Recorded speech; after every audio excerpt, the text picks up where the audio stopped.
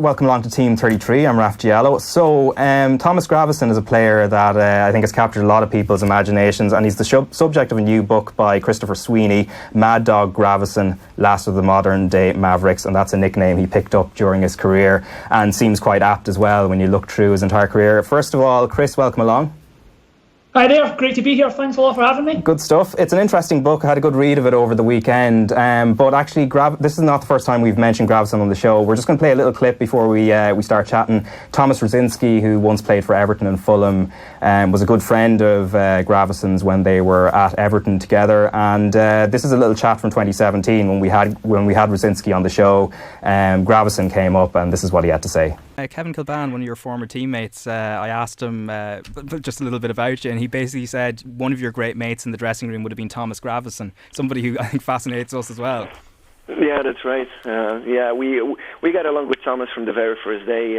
We lived very close to each other, so well. Lived in the centre of Liverpool, which I regularly went to eat, and it just clicked. You sometimes have that with players, and Tommy and me, we were pretty much 6 days out of 7 together, eating lunch, eating dinner, doing whatever we needed to do to occupy our heads to be ready for the next game. So I do miss that. I do miss Tommy a little bit when when he moved and I moved. The relationship died off a little bit, but at that time at Everton, it was great. Were you surprised by Gravesen's move to Real Madrid? I think it caught a lot of people by surprise at the time. Or did you think he definitely had the quality to make that step? Well, I was more surprised. I mean, he did have the quality to go far, but as far as Real Madrid, I was a little bit surprised. I mean, great for him. You know, every team needs great workers, great characters in a team, and I think Tommy was one of those guys where he would give not only 100 but 120% every single game, and you need workers at Real Madrid. So from that point of view, I thought it was a very good move for him, a very good move from Real Madrid. They needed somebody who can tackle pretty much anything that moves, and with great energy, great spirit. So well done. I went to visit Tommy once over there. So it was fun. It was fun seeing him being in the biggest club in the world. All right, that was Thomas Gravesen on Team 33 back in early summer 2017. So, Chris, obviously, as Gravesen kind of made out in that clip, Gravesen's quite a character. So is that kind of the main reason you gravitated towards him, or was there a particular reason? Because he's one of those players that kind of stood out, but at the same time, in his era, obviously he wouldn't have been on the top 100 lists. Yeah, I mean, I think it was. I mean, I'm a football fan myself, but I think I just started to find out, hear little things here and there, little stories. Are these true? Is this guy really like this? And I just started to sort of do a bit of investigation. And the more I found out, the more I was surprised. My eyes were open, and I just felt this is a great chance for a book. He's a footballer. Maybe he was known a lot about on the field, but there's a lot of off the field stuff that maybe wasn't so well known about. So I wanted to kind of get into that. And I just found him a really fascinating character, and it was very easy to decide, let's do a book, and off I went. Yeah, and you tried contacting him for this book, so you met a bit of a brick wall, it seems. Oh yeah, Thomas is not the easiest to contact, and I'm sure I know Kevin Kilban works for you guys, so I'm sure he might even have trouble getting a hold of Thomas. He's a man of mystery. He's actually known in Denmark as the Unicorn because he's so sort of mysterious. I didn't know if he lived in Las Vegas, he lived in Denmark. I tried my best. I got close to him. I got someone who's his sort of his semi-agent, a guy called John Sieverbeck, who played for Manchester United, but they said I was disrespectful for writing the book, but I hadn't written it at that stage, so I don't know how they came to that conclusion. But no, he didn't want to be involved. But the more I went on, actually, I felt it's better he's not involved, because I think it's nicer when someone else maybe says it. It gives it more gravitas and maybe a bit more objective when someone else is talking about it than maybe just through the subject's eyes. Yeah, and obviously when you're going through the story, you start at the very beginning, because obviously we would know Gravesen from his time at Everton, for those who maybe watched the Bundesliga in the 90s at Hamburg, and then when he went off to Celtic as well, and of course the Real Madrid spell, which I think surprised everyone, including himself. But obviously he's born in Viola, or hopefully I pronounced that even almost. Yeah, Viola. Yeah, in Denmark, and it's a small kind of town. It's obviously their club is Viola Bold Club. It seems to be a club and a town with a good bit of character around it as well. And so, would he be a product of his environment in some way? Oh, absolutely. It is a very small, tight-knit community. Everyone in Viola is very proud of Thomas, and he's almost the last in a line of a lot of great footballers. Ironically enough, Alan Simonson, who was the first European Footballer of the Year, he beat Keegan, he beat Platini, he beat all those guys back in, I think it was 76. He comes from Viola. So there's a lot of good players that have come through there, and they almost all go back and sort of pass on the baton. And one of the players, a guy called Ulrich Lefebvre, who played in the Bundesliga in the 70s and won the league in Belgium as well, he actually was Thomas' maths teacher and then his sort of junior coach. And there was that sense of community, belonging, loyalty, integrity, representing yourself quite well. And Thomas definitely craves that. He was never a man that really was fond of the limelight. I guess he is a kind of small town guy. He enjoys that sense of community, and I think that's maybe why at Everton he was so happy and the happiest of his career, because it's not a huge club, but it's a big club, but there was still a sense of community amongst the players. And Thomas definitely, those building blocks definitely come from his from Denmark and Viola. Yeah, and there's a former player, I think he played at Borussia Mönchengladbach, who ended up being his maths teacher as well. So this is Ulrich Lefebvre as well, and he obviously has another mentor as well at the club called Ola Fritzs. And they seem to understand him in a way maybe that if we're to project it forwards to when Gordon Strachan had him at Celtic, Strachan never warmed to him. These two were able to almost control him, especially given that he was such a volatile character as well. Oh, absolutely. I think you've hit the nail right on the head there. They were both guys who understood football, but I think the biggest thing was they understood people in the sense that we're not all the same. So the message, if you just say the same message to everyone, it's not always going to have the same impact. And it wasn't about treating Thomas with kid gloves or letting him do what he wanted. It was just a sense of they realised a bit of a temper, and I was actually very fortunate to speak to Ulrich. Ole Fritzsen's now passed away, but Ulrich's still around, so I gave him a call and we had a really good chat. And he said he was just a boy who was fascinated by the ball, just loved playing football, but had a bit of a temper. And he was actually held back from the first team to try and teach him, look, you've got to calm down, you've got to be more in check of your emotions. And I think he was given a chance to develop there, and he's so lucky he had that. He definitely didn't have it at Celtic with Gordon Strachan, who had no time for anyone who was a bit different, and also at Real Madrid as well. So, yeah, I think he was great. I think he was very fortunate to have those guys to set him off in his career. Yeah, and is it true Ola taught him a little trick to try and deal with his temper as well, which was in terms, can you kind of explain exactly what it is, because it's a strange little concept? Yeah, well, he was always snapping into tackles and flying off the handle at things, because he's very impulsive, very spontaneous. So what he taught him to do was he imagined that he had 3 stones in his right hand, and he would obviously, not literally, but sort of in his mind, change them from his right hand to his left hand, and it was almost like a period just to take a deep breath and then act and then react. Don't just take your first impulse. And I think he still does that to this day. He talks about Ola Fritzsen as his mentor. He's got a lot of respect for him. So yeah, that was one of the things. That was one of the tricks they did to try and sort of keep him a bit calmer and a bit more focused.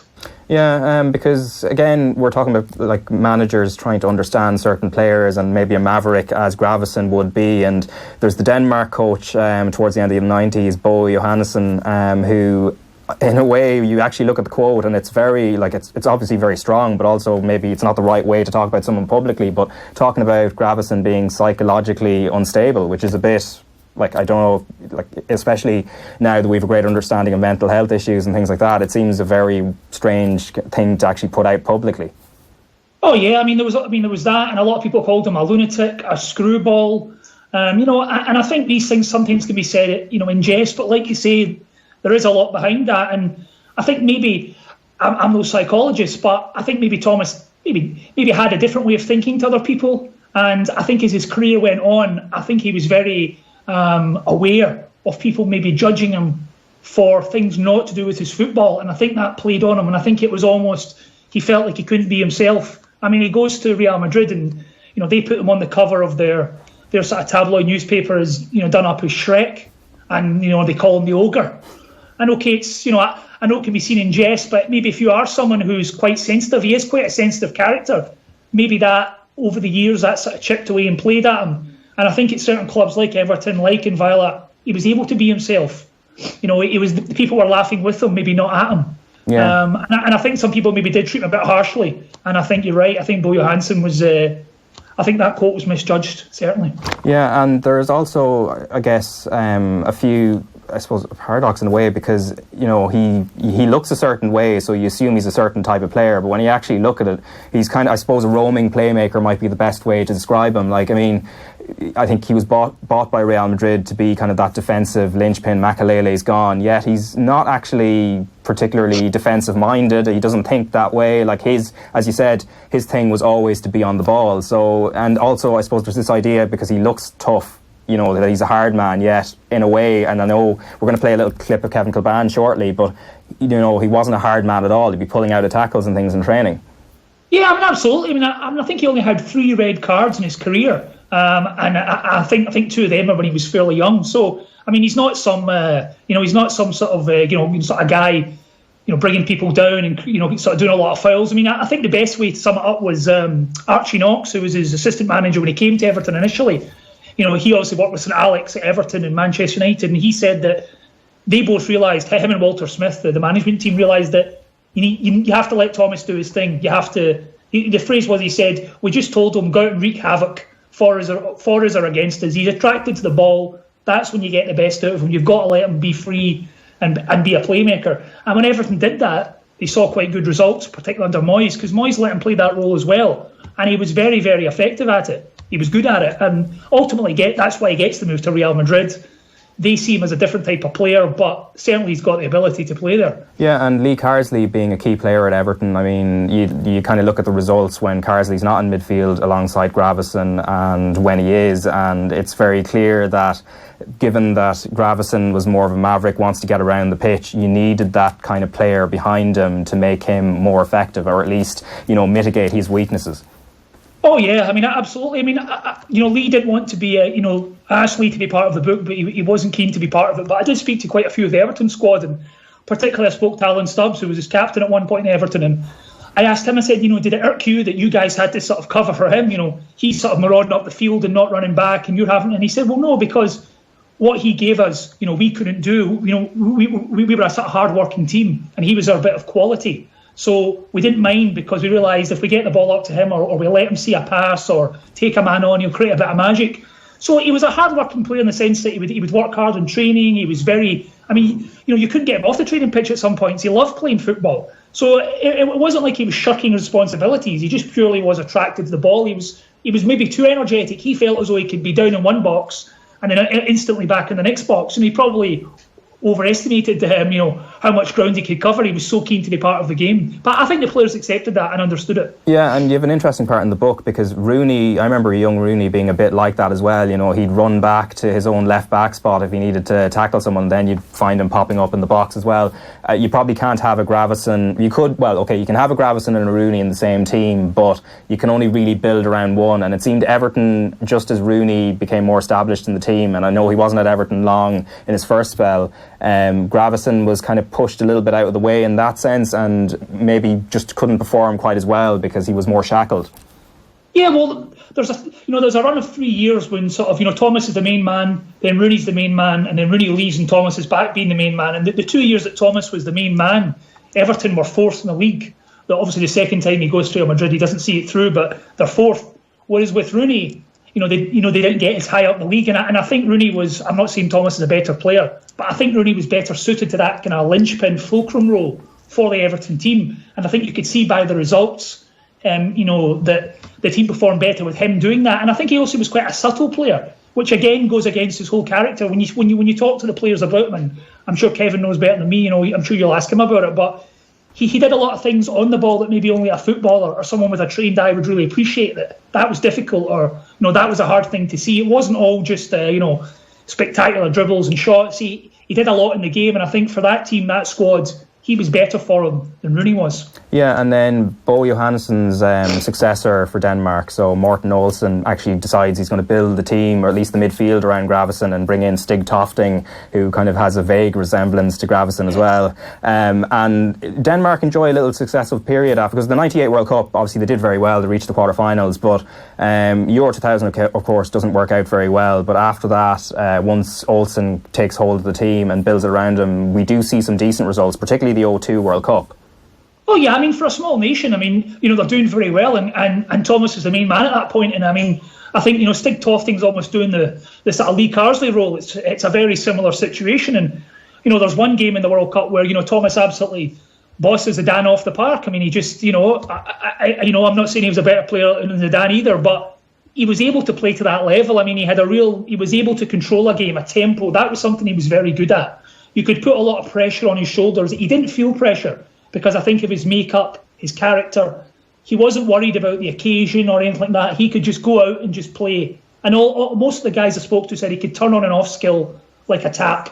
There was no need to get built up or worried. He would just go out and play. Yeah, and Mike Tyson, of course, which is one of the, I suppose, the standout stories. Mike Tyson happens to be in Denmark for one of the qualifiers, and Iceland obviously are the opposition. They get trashed 6-0 by Denmark. Gravesen scores twice, and then Tyson wants his T-shirt. Yeah, well, Tyson was at the fight. Was at the game because he had a fight coming up in Denmark in the same stadium against a chap called Brian Nielsen that was going to lead to the big, Lennox Lewis world title fight. And he went along. He was invited along to the game as a guest of honour. He's sitting there, and for some reason he was captivated by Thomas. It wasn't so much his ability. It was the way he went about the field, the way he ran. The big bulging eyes and the sort of mannerisms and the gestures. So he came down to the dressing room and asked for Gravesen to be an honour if he could have Gravesen's shirt. And not only did he take the shirt, he actually wore it for most of the time he was in Denmark. If people go on Google Images, they'll see Mike Tyson in Denmark walking about with this number 7 Gravesen shirt, which just shows you if Mike Tyson thinks you're a bit out there, then I think you definitely are. And he was out there. I'm just going to play a little clip of Kevin Kilbane. So he was on Off the Ball. Well, he works for Off the Ball, but he was speaking on the news round, I believe, about a year or two ago, and the subject of Gravesen came up, and there's a little prank here that Gravesen used to do on the training ground that he's going to talk about. So here it is. Brilliant footballer. Was certainly underrated. I mean, honestly, class player. You don't end up at Real Madrid. I'm saying class. Talk more. Class player. Really good footballer. Not just a hard man. Oh, he's not a hard man. He couldn't tackle his dinner. He was soft. Seriously, he was so soft. Wouldn't go in for a tackle with anyone. Everyone thought he was this skinny with a hard man. Oh, he just looks like one. He used to pull out tackles, and lads like, Tommy, get into him. But a lunatic. Don't want to. Yeah, because for Real Madrid, he was their only. Well, that's what he was signed off. He was signed as a holding midfielder, which led me to presume he could tackle. No, he couldn't tackle. Couldn't tackle at all. We used to have a masseur called Jimmy Comer at Everton. Talk about massages again. Jimmy would be giving Tommy a massage, and you get one of the lads coming in on a Friday, and say he'd be coming up against Vieira or Keane, and he'd go to Tommy, up against Roy Keane tomorrow, Tommy, you got to watch yourself, and get in his head. And the massage saying, look, just leave him alone, because just let him go and play, don't let him think about things like this, it kills him. But he was a lunatic. The one thing the best story with Tommy would be, there was a bit of drain pipe that had come loose at the training ground, and Tommy was using that as a rocket launcher to fire like rockets, fireworks out of the drain pipe across the training ground at lads training at the far side of the pitch. Now, I'm not condoning that in any way, shape or form. That's fine. Fireworks season's over. It's grand. But Gravesen was firing out of a drain pipe at lads on the training ground. Gravesen he has a screw loose somewhere along the line, yeah. Oh my God. All right, that is Kevin Kilbane discussing Thomas Gravesen.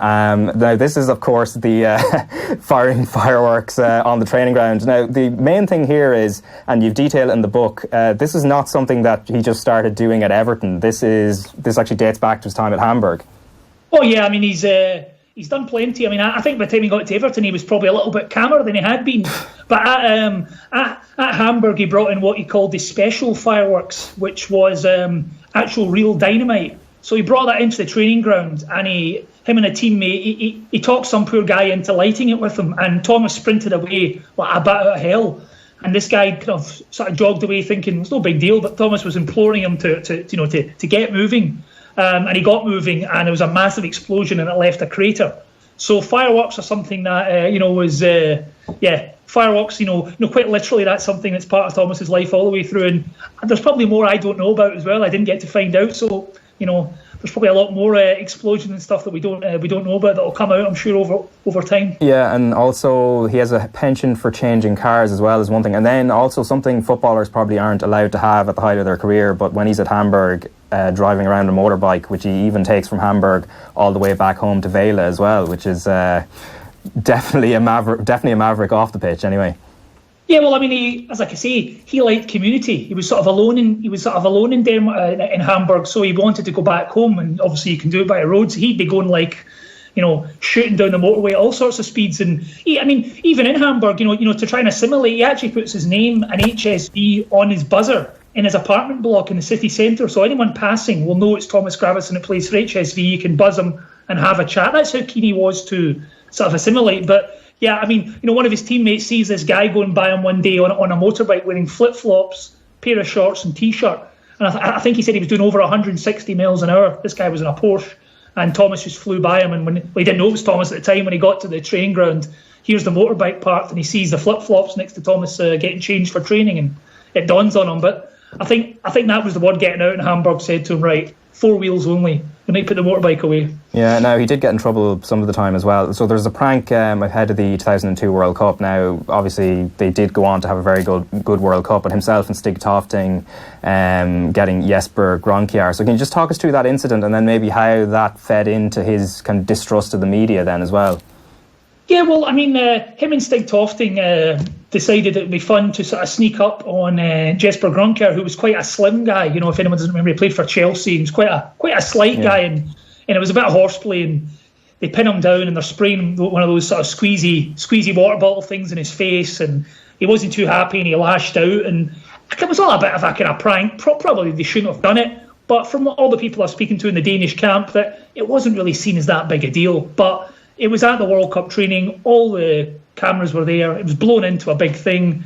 It put a lot of attention on Denmark, and I think the coach wasn't too happy with Thomas and Stig because they could do without this attention, and maybe their country coming over, maybe not in the best light on the biggest stage of all. And I think maybe that was really the start where Thomas thought, I don't like sometimes how I'm being portrayed. Maybe it doesn't come across. I didn't mean anything bad by that. I was only joking. It was my friends. And that starts to be a recurring theme. And by the time he retires, he's almost he is. He refuses to talk to the media. There's very few interviews you go on YouTube. You'll have a hard time finding Thomas doing an interview because he does very, very, very few. Yeah, the same. Then there's another incident which is a bit more fiery and not as fun with Robinho then when he's at Real Madrid. This one's the one, I think, obviously because there's pictures everywhere and video footage as well. Although the video footage, I think, is more of him being held back, I think, which is the main thing. But it's obviously it was a controversial moment at the time, and it was coming towards the end of his time at Real Madrid.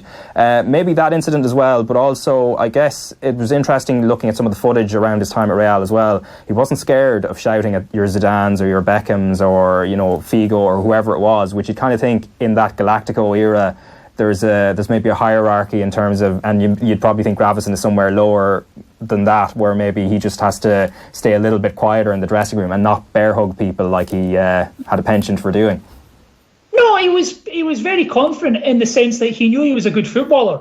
He knew he could play football at a good level. I think he realised that he was very happy to be at Real Madrid. In Denmark he was named a happy schoolboy because he would sprint out for training like he couldn't believe he was there.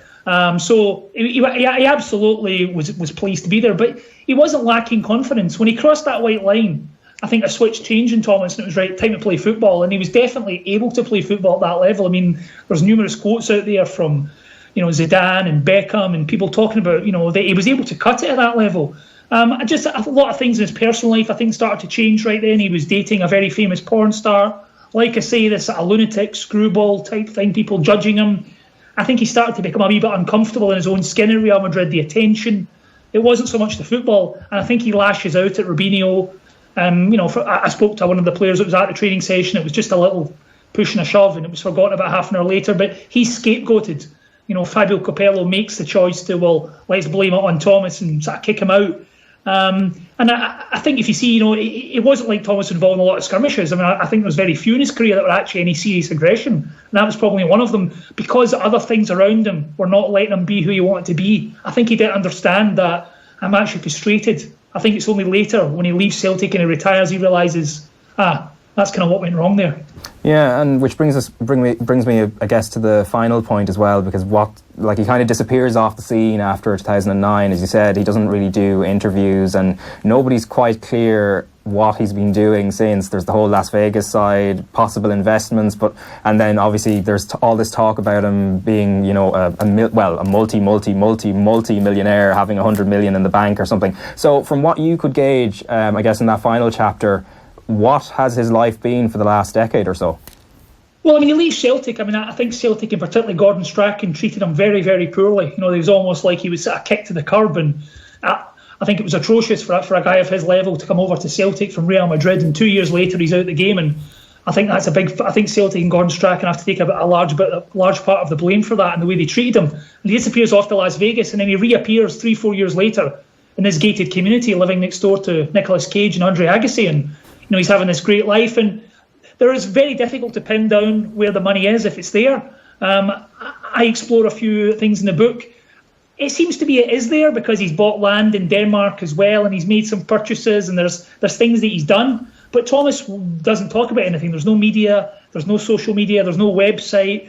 He's very much a closed shop. He sticks to the same friends that he's had since he's now back in Viola. He's back with his old pals, Stig Tofting and these guys. He hangs around with them, goes for coffee. So he's there is a lot of mystery. In the book, I do try to uncover it, and I go into a bit of detail about the possibilities of it. It's likely he has it, but no one's going to know for sure.